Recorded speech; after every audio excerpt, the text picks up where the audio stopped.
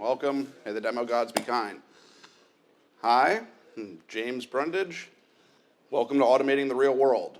In case you don't kind of know that much about me, here's a bit of background. I am James from Start Automating. Start Automating is actually one of the first PowerShell consultancies. We've been around for 12 years now. I've been doing PowerShell for 16 years. Those other 4 were spent on the team at Microsoft helping build PowerShell 2 and 3. I have been doing this a while. I like making a lot of useful tools and interesting toys with PowerShell. This talk is more in the toys category than the tools, just to be clear. I'm not expecting any of you to take this back to your work and get a promotion, but you might take this back home and do something nifty. I like to automate about anything that I can. There was a guy on the garage at Microsoft back in the day that used to say, James, if you could brush your teeth with PowerShell, you would. And I still don't really have a response to that. I just haven't gotten around to it. It doesn't seem that efficient. But yeah, I like to automate what I can. Today we're going to talk about some of that real-world automation. This has been a bit of a hobby for a while. So, what is real-world automation? Most PowerShell automation concerns computers or servers. For lack of a better way to put it, it's intangible and maybe a little boring. I don't know if anybody else has had that. What'd you do today?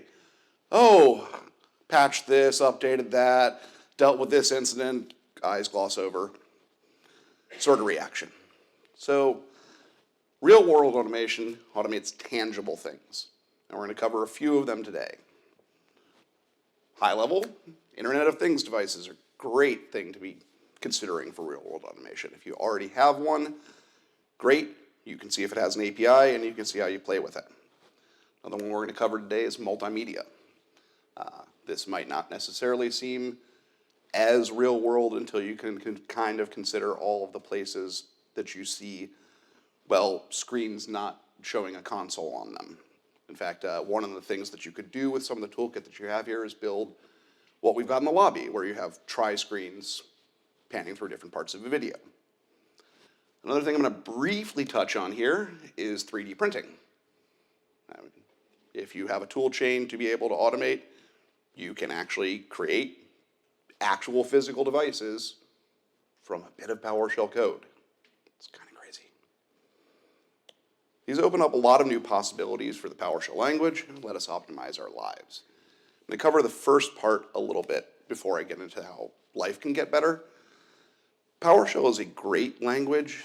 In about any space that it's come to, it's revolutionized it fairly quickly. And one of my personal goals as a PowerShell developer over time has been to broaden the pie of PowerShell, to take it to more and more places, make more and more viable careers for us all. So by opening up some of these doors, I hope we can all walk through them, take them interesting places, do interesting things. But we're going to start with just some life optimization. So how can we make life better with IoT? Well, let's start with lighting. Quick show of hands. How many people have smart lights? Okay. That's a good showing. Automating your own lighting can help your circadian rhythms. It is also cool. I mean, you don't necessarily need to start off with this just to make your day a little bit better, but yeah, it will. In fact, actually, one of the beautiful ironies of this talk and its demo prep is that I was hoisted on my own petard as I was working at 2:30 in the morning, getting my demos all ready, and my light shut off because that's the point I programmed in to say, this is absolutely too late, go to bed. In fact, actually at home, like my lights will slowly dim down several times through the evening to the point that at about 2:30, I'm kind of generally having trouble staying awake just from light levels. So there's a lot of really subtle hacking you can do to change your life this way. It can also be really contextually useful at home or work. One of the things that I do very often is set a timer and make it blink. But you can also change colors and for time or location to make any room into a progress bar. I've seen people basically set a 30-minute timer, change the brightness over that timer, or change the color over that timer to control their workout schedule. Lots of things you can do. You can also set those short timers. They can let you know when the meeting is done, or the oven is done, or the meeting is over. That's handy. Really, really nice, actually, if you're going to put something in the oven and zone out for a while. It's a lot harder to miss every light in your place flashing than it is to miss an alarm. So your mileage and imagination may vary. These are just some of the examples that I've personally already done. You can do whatever you'd like. I'd be interested in hearing what some of you want to do. If you start to script it, ideas will come. Like if you've got a smart light, and this is already an ecosystem supported by the module that I'm going to show you later, then great. Please, by all means, play around, see what you can do. But before we get into fun, let's set some realistic expectations. So, how many people had a smart light again? How many people have tried to program that smart light? How's it been? Most IoT APIs could use a fairly substantial amount of work. Each device and ecosystem will be unique. Quality will vary significantly. I'm actually not going to show off some of the nastier ones here. I will just allude to them. I would very strongly recommend for you to research APIs before you buy. If you can't find any documentation online, please, please don't waste your money on a device you're not going to be able to automate. Also understand that for the moment, two really popular paths to automation are not open to us. They won't stay that way forever, but right now it is a big pain in the butt to do Bluetooth in PowerShell and to do MQTT in PowerShell. If you have answered that pain in the butt, please see me after. I will happily take PRs. You also should be prepared to reverse engineer. Most of the examples that you're going to run into are not going to be in PowerShell. They're either going to be in, if it's an HTTP API, something like brief curl snippets, or if you're less lucky, hey, some random guy or person wrote a Python library or Ruby library, and you're going to figure out how that actually translates to invoke REST method or equivalence. So let me know if you need any help. This is, again, a personal passion space for me. If you want help, I'm happy to provide it. So now that we've kind of added enough caveats to scare most people away, let's talk about automating lighting. Again, how do we do it? It's a per device speedup. I've supported, or I've scripted support for these ecosystems, and I'm kind of going to walk down how painful they are. Philips Hue. Who has Philips Hue? Okay, cool. So if you're already good to go. This is decently documented, mostly logical, and clearly built by electricians. Like, not people that actually really understand development. I've also got Nanoleaf support. These are semi-decently documented, highly illogical, and also built by electricians. You might kind of be sensing a pattern here, but it does actually get worse. Twinkly, which I think is one of the more interesting product names I've run into over the years, is a smart Christmas lighting system that is horribly documented, unsupported, and it's built in a way that has nothing to do with the app. So you're going to be trying to figure out how to, reproduce what you did in the app, and you're basically going to find yourself scratching your head a lot. Good news for everybody, these are all sunk costs. Again, I've already figured these out. You can already play with them. You can file an issue rather than actually have to wade through it all yourself. Yay. Last, and actually least, is Divoom devices, Pixus in particular. These are the 64 by 64 Wi-Fi pixel screens that have some clocks, have some extra functionality, and honestly have possibly the worst API I've run into yet. It's a Kickstarter funded thing. It's out of Hong Kong. The API is barely findable through search. You have to really get your Google flu in order to get there. And it has wonderful conventions like posting to a command/get to get pieces of information. This is really frustratingly common actually in this sort of API, but it will drive you insane. So please use tooling if available, and if you are not using tooling, expect, I don't know, the muck's probably going to go up to about here, maybe there. It's not going to be a fun day. Contributors have also added support for Elgato Keylight, and that one actually looks simple enough. Granted, it can only change color temperature, but it looks simple enough. Now, in case all of this didn't make it clear, since the APIs really aren't easy, we need to abstract them. And now we get to the first fun module of the day, and that would be Lightscript. Lightscript is a PowerShell module for automating lighting. You can get to it at github.com/startautomatinglightscript. I'm going to go pop that open in a tab, come back to it later. You can also install module Lightscript, scope current user, force. So on the gallery now, actually put up new bits last night, in case the late night story didn't make that clear. You can use Connect, HueBridge, Nanoleaf, Pixhue, or Twinkly to connect your lights.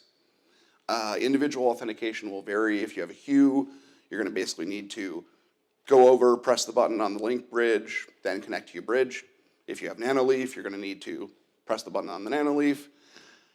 If you have Twinkly or Pixhue, they have, politely put, interesting bad assumptions about authentication. Pixhue has none. Twinkly has an API token that is provisioned for one client at a time. So when you're trying to figure out what's going on in the app, you're trying to figure out what's going on in your computer, and doing one disables the other, and then doing the other disables the first. So you have to keep getting yourself new tokens all the time, which is not fun. But again, really easy if you have a module to do it. You can use find X, Y, or Z to locate IP addresses, or you can look them up in your app. There is, at this point, find HueBridge, find Nanoleaf, and find Twinkly, I believe. Pixhue shows its IP in the app. It doesn't provide a standard discoverability protocol, so not much to do about that. It's really not the best of all commands at this point. It's also in a room for growth. The find commands to locate devices use SSDP. And unfortunately, sorry, currently only work on Windows PowerShell, not Core. Working on it. So that's the high-level command set of what you've got just to kind of get connected to your devices. Then you have basically get and set for each of the devices. What you can do with the set tends to vary. In a few of the cases, you have an underlying send command to be able to directly interact with the REST API if it has some complexities in authentication. You can also basically have a cache connection so that once you're set up, you're completely good to go. And that's mostly it. Now we get to the kind of raw demo form of Lightscript. You might notice that there aren't a bunch of smart lights here. There's also not 2.4 gigahertz Wi-Fi. So demonstrating this in person is not going to be possible. Also, see my late night. I do not have the dream demo set up. I have quick demos of what was done and the scripts to do them. So let's go grab them actually. Need to load up Outlook for a second to grab the script. And I'll also throw up the first of the videos. What do you all want to see first? Hue or Nanoleaf? Hue. Okay. All right. Let's see if this goes to the right monitor. Well, of course it didn't. I actually have other things that I could use for that, but I'm going to be simple for the moment.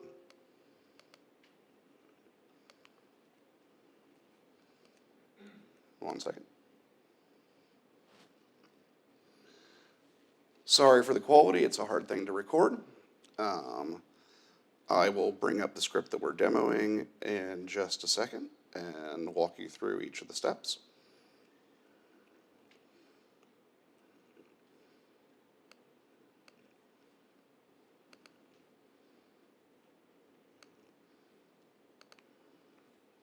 I did a little source control with it via SMTP this morning, so here's what we're going to be doing. I'm going to point out some things before we get into there. One, and this is something we're going to cover more in the more game-breaking PowerShell talk, is the use of smart aliasing inside of Lightscript. Smart aliases are when you make aliases that point to a command that is smart enough to determine what the command name was and thus what it should do. In this case, it's actually pretty easy to understand. Instead of basically always making you set hue light, I alias set hue light to the names of each room and each fixture that I discover. So I can just say, hey, turn on the lights in the sunroom. Make them brighter. Dim them over a few seconds.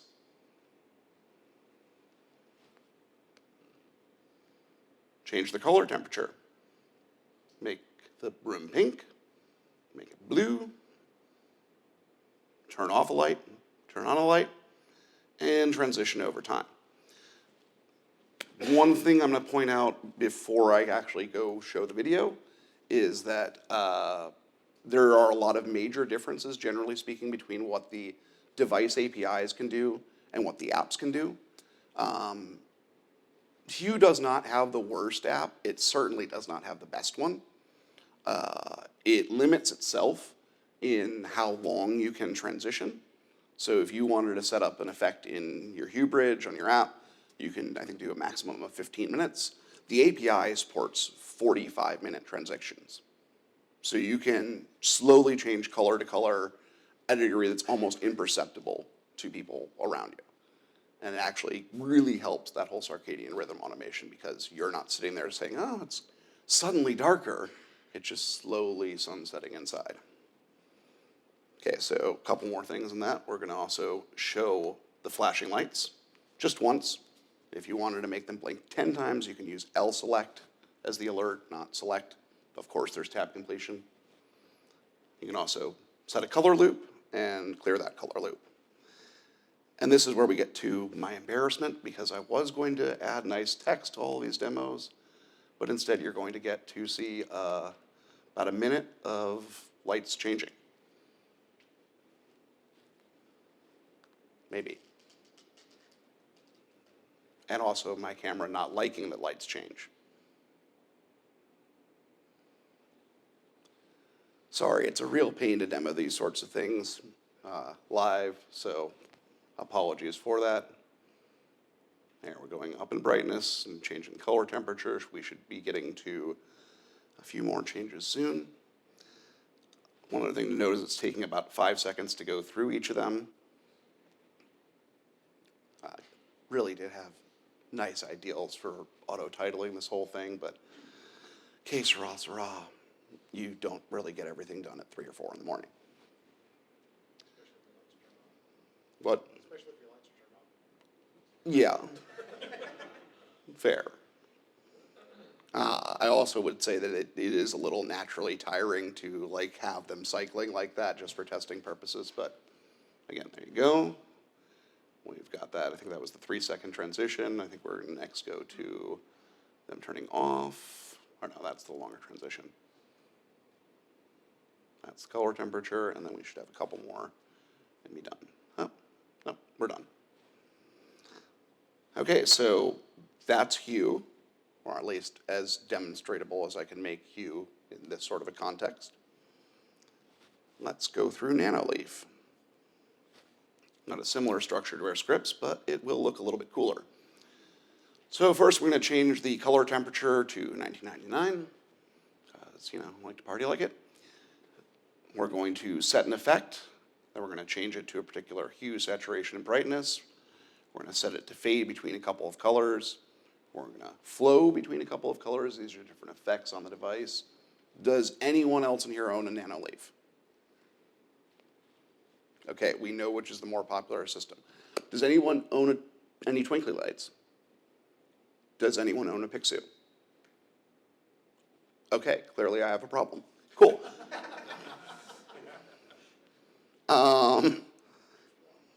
Oh, at least one.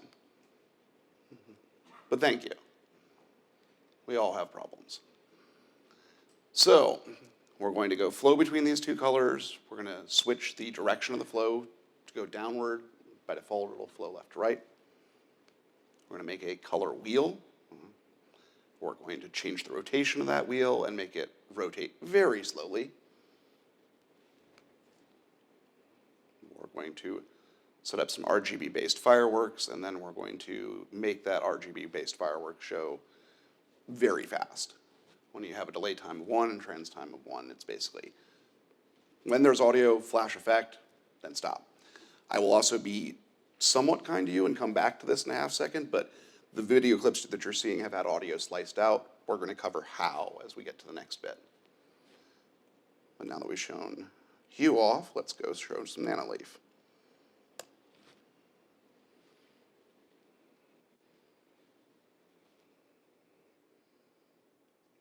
And a bit of a desktop monitor in the bottom. Yes, truly this is one of the worst things to try to record a demo for on your camera. So, get to see a lot of what's happening, but every time it switches, you basically have to refuzz it, or refocus. So. Yeah, I mean, all due respect to that comment and myself, I need to record demos a week ahead of time.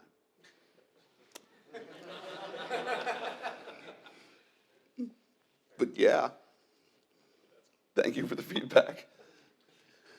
So that's that fireworks effect, and I think we're about to see it get a little bit more hectic in the last few seconds. Yeah. Again, these are cool devices, fun toys. Hue does support screen mirroring. Nanoleaf does as well, but only to desktop. Has anybody experienced this or no? Anybody got a sync box? Okay. This is definitely in the cool category, although it is also a bit of life improvement. But you can, with smart lighting systems like Hue, you can actually create an entertainment area, plug it into the television, and have what's on the TV and its common lights basically spread throughout your room. I don't know how much Netflix all of you have watched in the last few years. Probably a bit. I would say that it has made the home theater experience for me better than the movie theater experience. Very immersive. Also, kind of terrifying if you're watching horror. Just saying. So those are a couple of quick Lightscript demos. And again, here's the script that generated that last one. And you can see all that I'm basically doing to create that video was hitting record after hitting F5 and sleeping, doing a thing, sleeping, doing a thing. This is a very, very rudimentary form of scheduling, but you could obviously use something like Task Scheduler if you'd like. Hue supports its own schedules. There are commands in Lightscript to manage those. So you can add Hue schedule, get Hue schedule, remove Hue schedule. You can also do rule-based lighting. So you can say when a motion sensor trips, go increase the brightness in this room. All sorts of fun things. In kind of fun, crazy, they sell, the motion sensor is also a light meter and a temperature gauge. So I can basically have my lighting in my home when it's cold out, become warmer. I cannot understate all the beautiful, wonderful ways you can trick your brain with this sort of stuff. I'm still only scratching the surface, honestly. But while I could talk through lighting through most of this time, I don't think that's going to be the most fun given the quality of those couple of demos. So we're going to move on from there to another thing that I can allude to and not demo. Scripting some televisions. Okay. You got all your lights set up. You set it up so that everything is one color and your TV's still on. Congratulations, your TV is way brighter than every single light you have in your room, and whatever motif you were going for is kind of gone.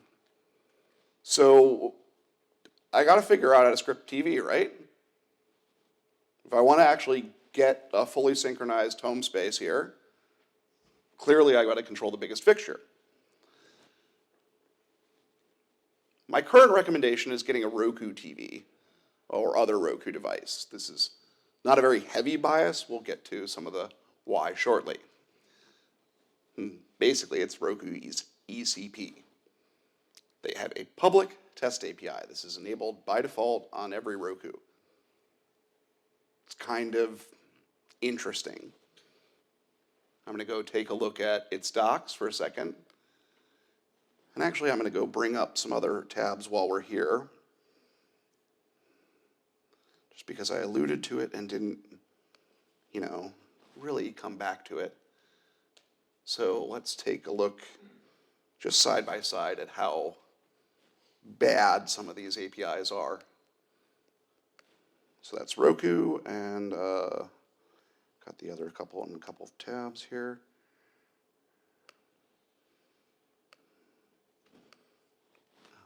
This mess is Nanoleaf.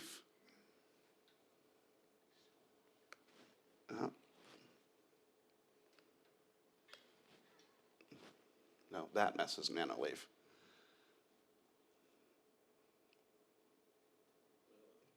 Yeah. At least it's documented.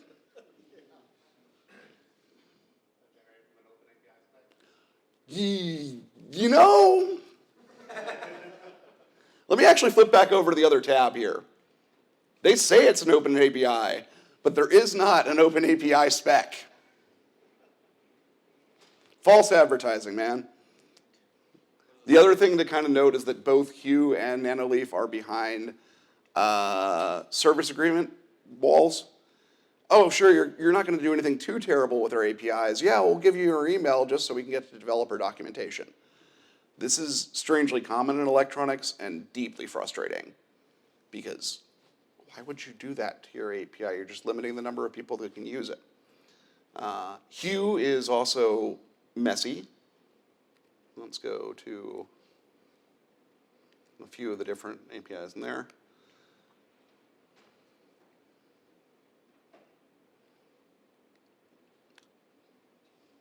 Again, at least it's documented.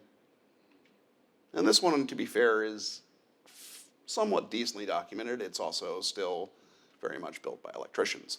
Like, raise your hand if you've ever calculated color in XY color space. Let the record show that there are no hands, and including mine. I'm still like, just give me two values. No. How many people here are familiar with hue, saturation, and brightness math? Anybody good at color space conversions? Give me an RGB color, or get back HSB. Yeah. There's at this point stuff built into Lightscript to do that. But if you were planning on doing this yourself, you'd have some work to do. This is also true for ECP, but it's also like programming with a hand behind your back. You can discover ECP with SSTP, which is basically a way to find plug-and-play devices. And it can do a few things. Well, I can find out where I'm at in a media player.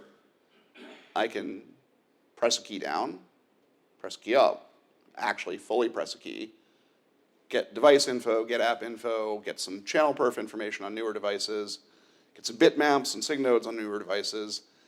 and send input to an application and search. Realistically, search is the one that you will end up using for somewhat normal purposes. If you wanted to take an example of where this is practically painful, I can really easily mute or unmute my television. I cannot tell you what the volume is. And so even if I am trying to actually turn up the volume to 100, well, do I just key press volume up 100 times? How do I, all right, you're now at 75, you want volume to be 50. How do I do that? Do I press 75 volume downs and then 50 volume ups? Yeah, it leaves a bit to be desired. Now, long term, if we get into all the other fun stuff, Roku, which I have not yet, you could build your own channel, do whatever you'd like. All you need to do is learn their bad programming language. But they have something, and something is better than nothing. It is not a good API. If your television has a better one, please let me know. Has anybody else in here hacked their TV? Shucks. Oh, one. What kind of TV? LG. Okay, let's talk after. It is pretty easy to authenticate, though. You know, one thing in ECP is kind of credit. Of course, it being easy to authenticate means that this is also creepy. How many people have a family? How many people have a family and have Rokus? How many people would like to be aware if their kid was watching stuff late? Totally doable. You can big brother your child if you'd like, but you know, they can probably big brother you back. So, consider there aren't any Rokus here, except for the ones that are not enabled on the network upstairs, which even if I could change anything you couldn't see. No, not gonna demo PowerRoku. Just gonna mention it. Sorry. I did highlight some of the TV specific features already, I think. If not, let me go import my module and check that out. Give me a second.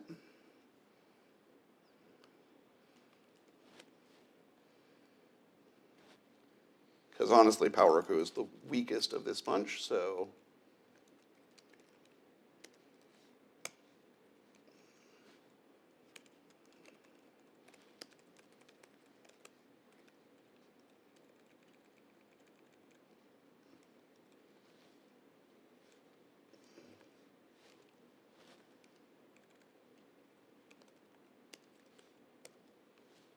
All right.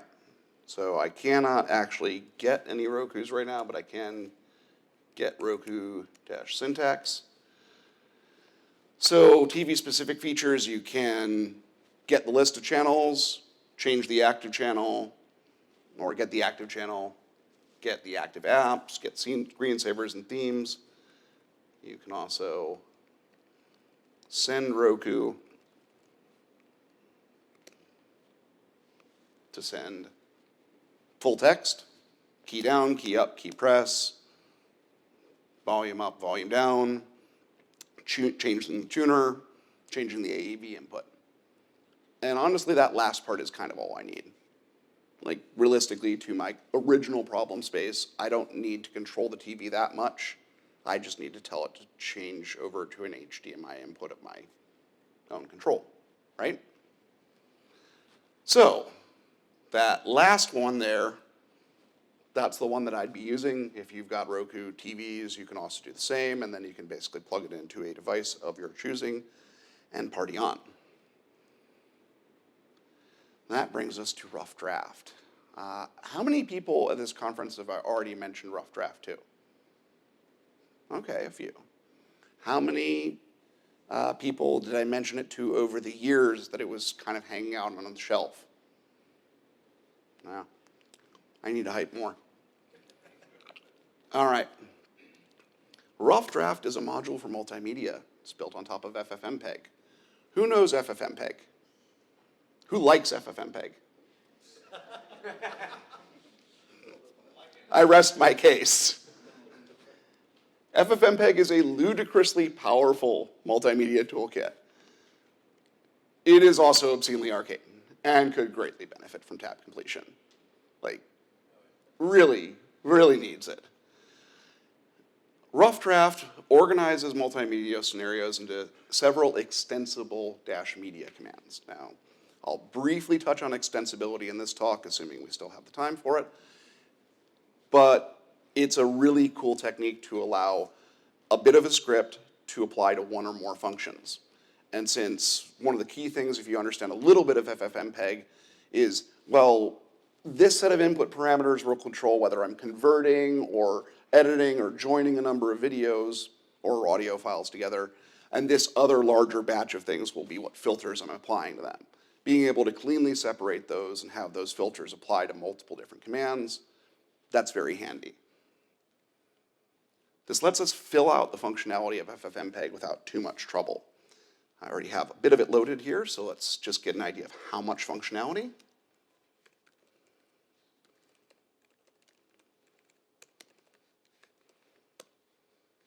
Oh, I gotta keep remembering that this does not have a module path correctly.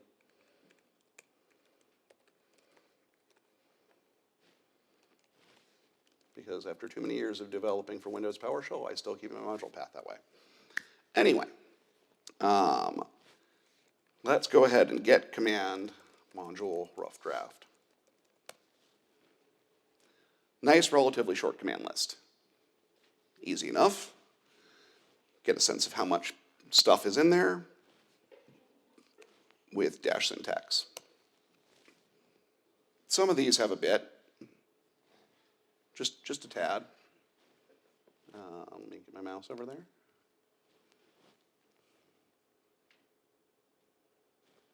Oh, let's actually just look at edit media, for example.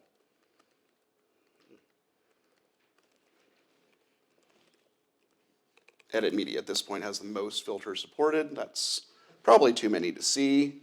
So let's do this the other PowerShell way and go ahead and see. I don't remember exactly what the parameter count is. How many do I have? Oh, not comparer. 249 parameters. Let me actually oh no, I already re-imported. I don't know if I get pulled on this one recently. Let's double check. Just make sure I'm on main. I thought I had a bit more. Yeah, I'm on main. Nothing new. I am wrong then. C'est la vie. Don't worry, it'll be growing soon. Let's have some fun here for a second and kind of first start off by showing how I got the demo to strip out its audio. So just to torture you all for a second,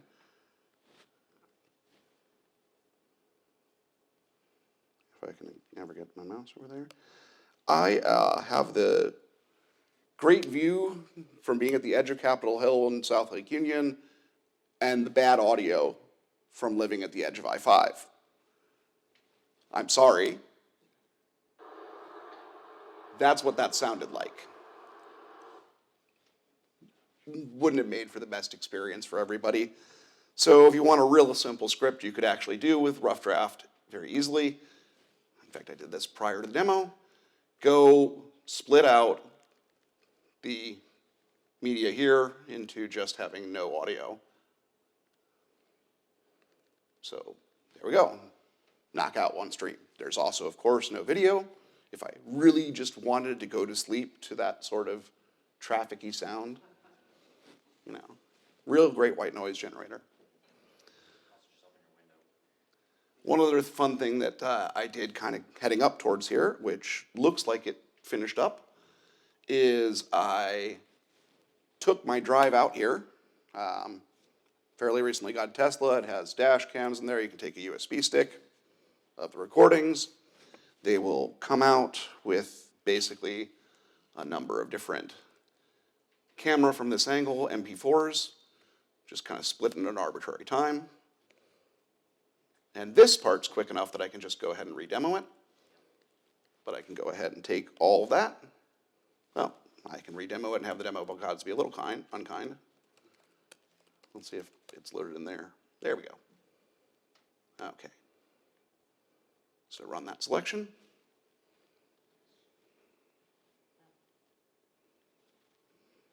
It's figuring out, hey, are these all video files? Are these all audio files? What am I dealing with? Okay, they're all video files. They're all the same codec. Boom. So I'm not going to make you wait for whatever number of minutes to show you the whole thing. But I will kind of highlight the next one and then bring up the video for there. I can actually speed it up, or should be able to. I actually haven't viewed the video yet, so I'm sorry if the demo gods are cruel to me. Remove the audio and resize it to make it a little bit smaller. We'll come back to that show media in a second. Okay. So doing that, actually, you know what? I'm keeping my demo in-house here. I'm going to say show media input path, home videos, Tesla combined 25x. And it's probably going to do this on the wrong screen. Yes, it is. So let's drag it over there. And see how kind the demo gods were to me.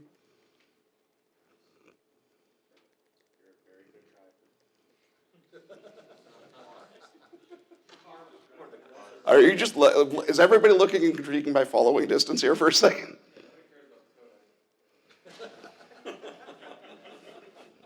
Thank you. You know. So all the way up to here. Okay, then I'm going to have to get into lightning mode here for a second. So that one's fun. There's one other kind of quick demo I was going to show here, which is that you can list the capture devices, and I'm going to set up a quick little funhouse mirror. So I'm going to show media, direct show. Sorry for my color scheme here. And direct show video device is Microsoft Camera Rear.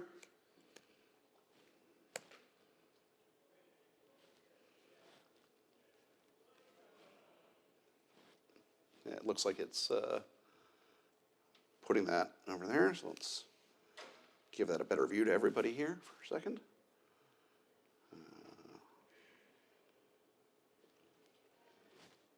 There we go.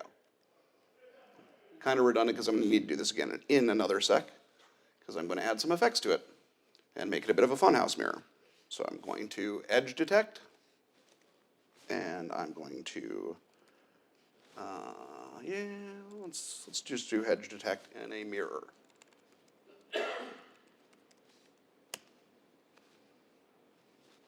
And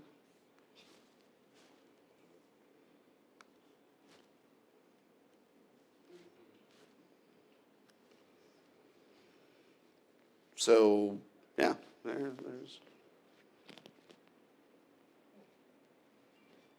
there's our little funhouse mirror of the room.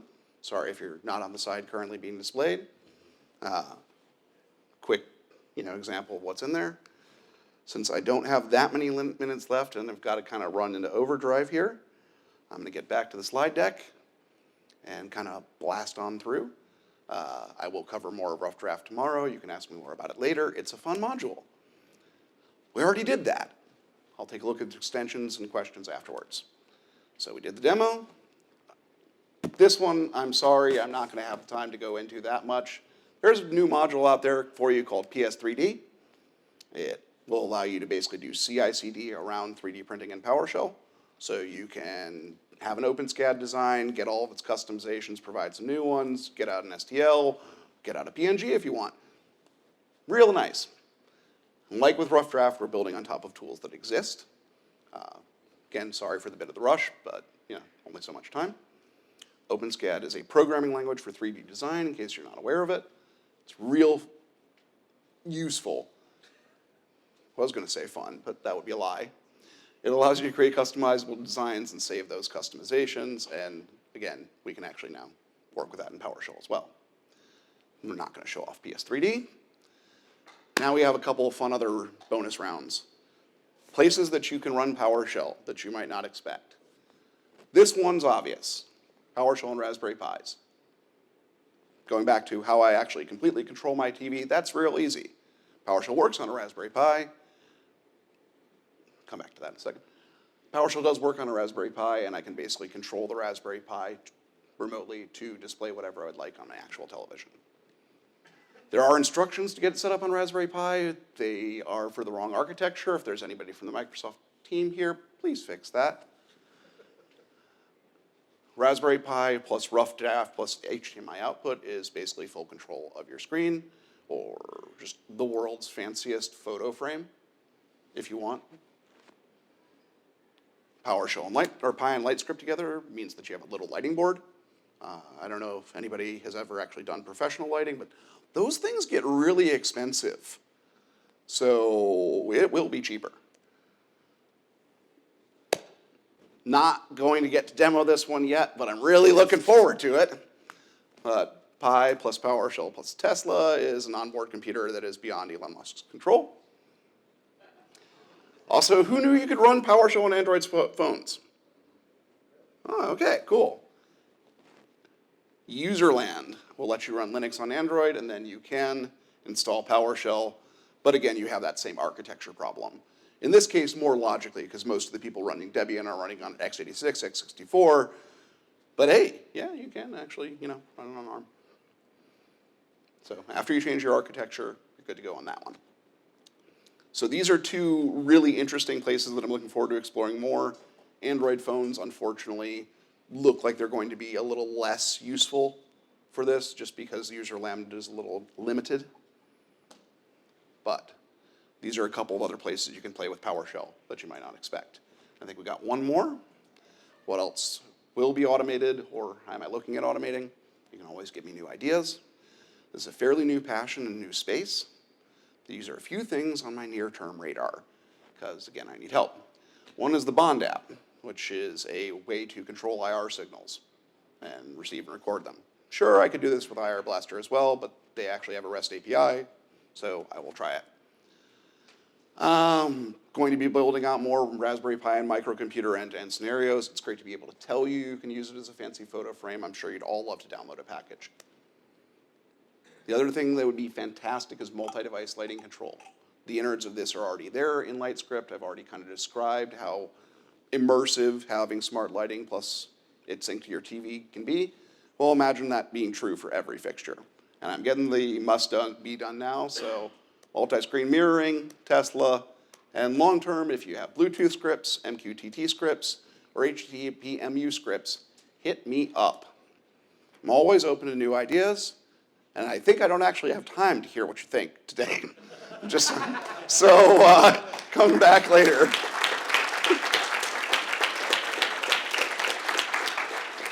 Happy scripting.